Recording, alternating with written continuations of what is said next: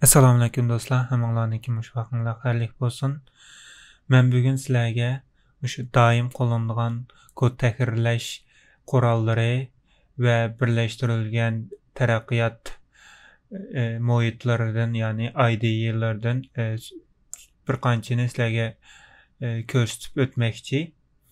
Buning ichida biz doim qo'llanadigan bir qancha tekrarlık işler var. Bunun içinde Visual Studio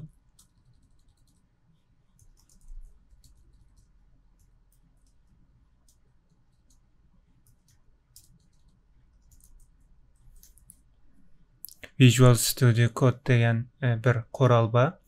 Bu kural Microsoft tarafından çıkarılgan bulup işletiş naiti qo'llanışcan ve naiti asan hem bununki qo'llaydigan har xil qurollar, yani pluginlar var. Bunu içip görsek manda kural, biz bunun içinden özümüzninki şu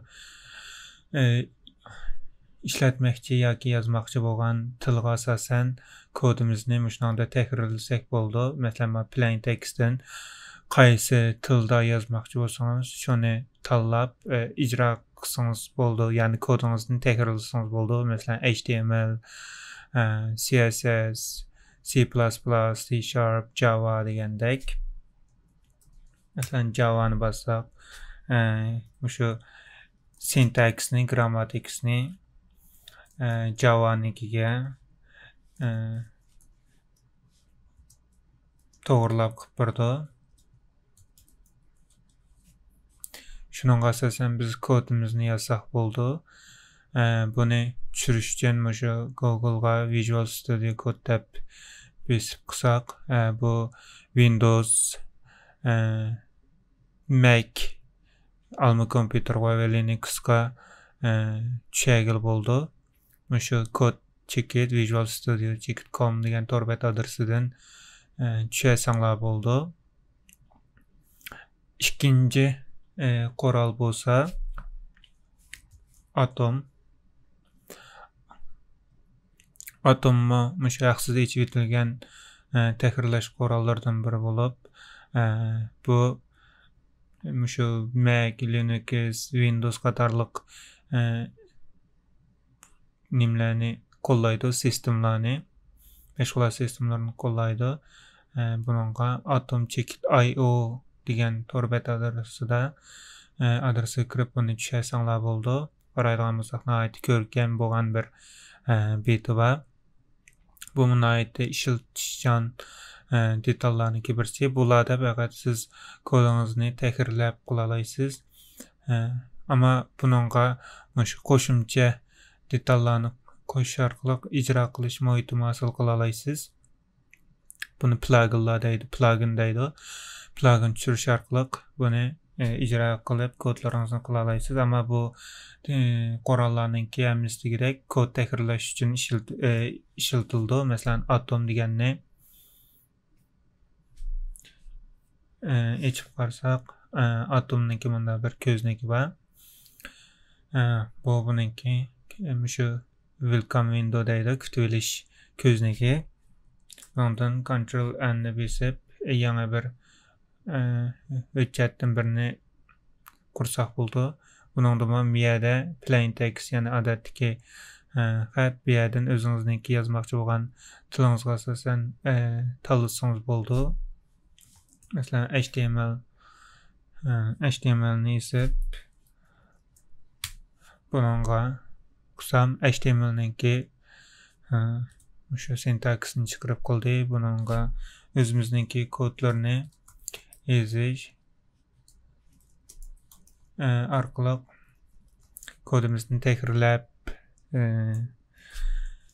buni ijro qilsak bo'ldi. Qaraydigan bo'lsak, nihoyatda ko'rkam bu qurollar ishlatishga aplik. Shuningga men bu korallarını işletishni sizlarga tavsiya qilaman. Bu ikinci koralımız bo'ldi, Atom. Üçüncüsü Sublime.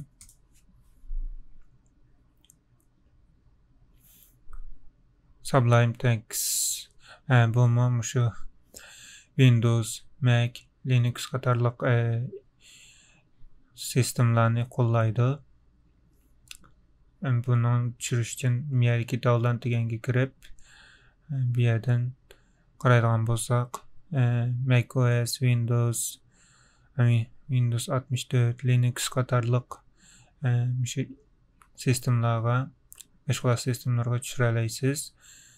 Buni ichib qaraydigan bo'lsak, Sublime mana aytdi, oddiy radlik bo'lgan bir tekrarlash qorali.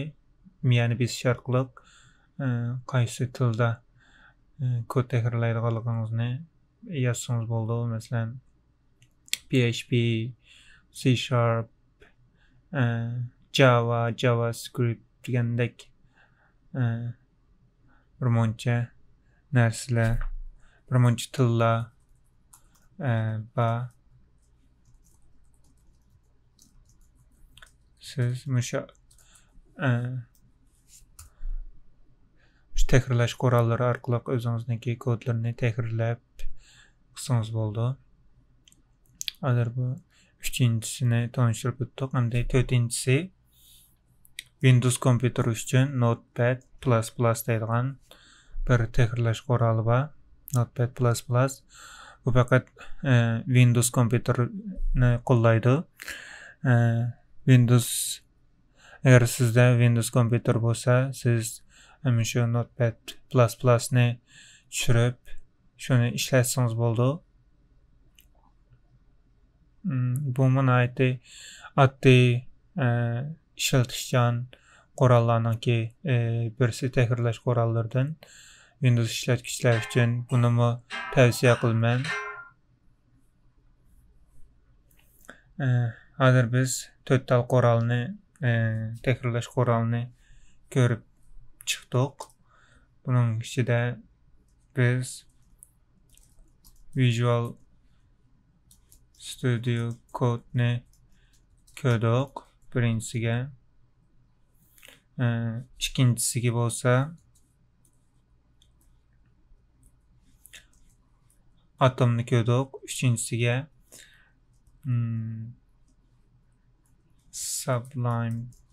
Sublime Text'ni ko'rdik. To'rtinchisiga Windows kompüterlar uchun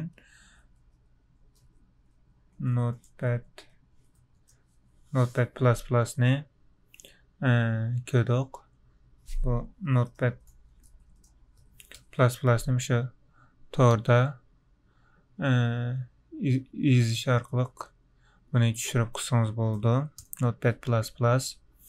Hamda biz shu icra qilgan, ya'ni bir gavdalashtirilgan taraqqiyot muhiti, ya'ni IDE deyildi.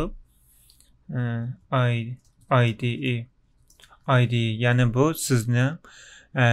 sizga kodni ham takrorlash, ham ijro qildirish bir muhiti sizga ta'minlaydi. Bu IDE'ninki to'liq ismi ham inglizchada Integrated Development Environment deyildi. Hamda bu IDE deganda siz ham kodingizni takrorlaysiz, ham ijro qildira olasiz.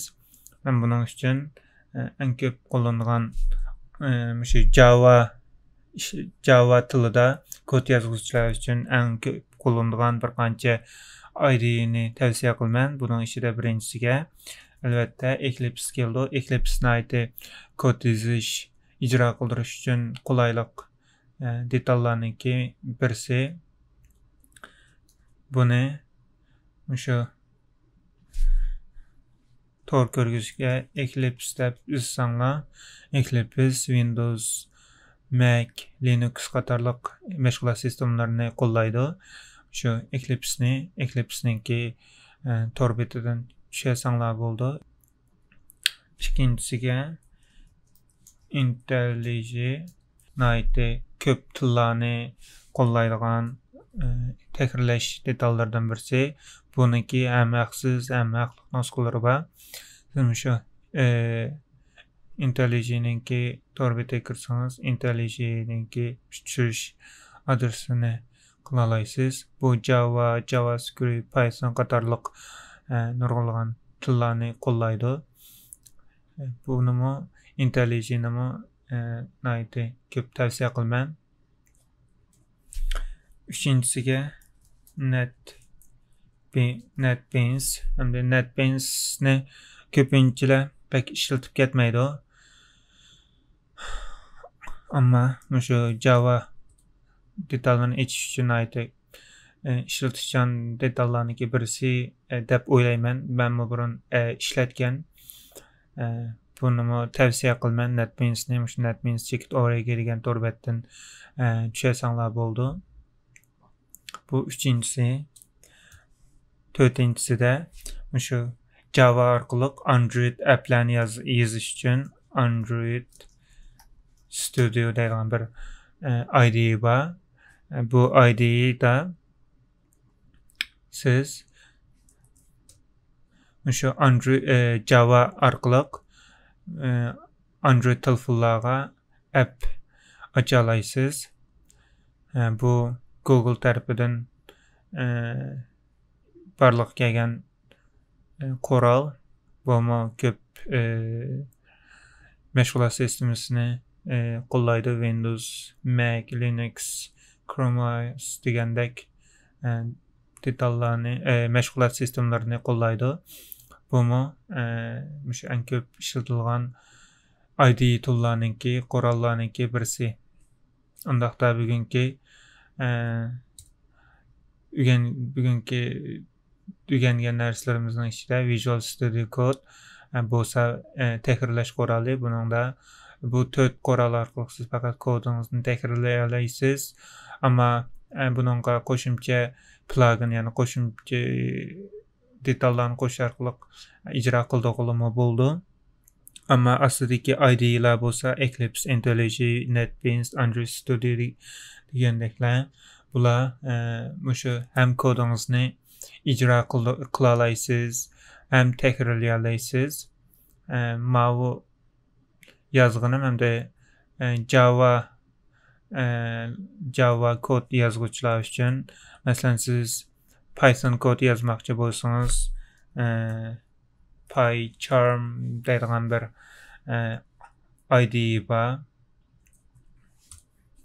Shu PyCharmni tushirish orqali Python kod yozib qilsangiz bo'ldi. Boshqa tillarga ne qo'llaydigan boshqa takrorlash qorallari va yoki shu IDE'lar bor. Siz buni Tor orqali tushirib qilsangiz bo'ldi. Endi bu qorallar sizningki kodni radlik, chiroyli yozishingizga va yozgan kodingizni ijro qildirishingiz uchun nayti ko'p yordamda bo'ldi. Undaqda bugungi darsimiz mishinchilik bo'lsin. Keyingi mazmunlarda ko'rishguncha omon bo'linglar. Allohga omonat.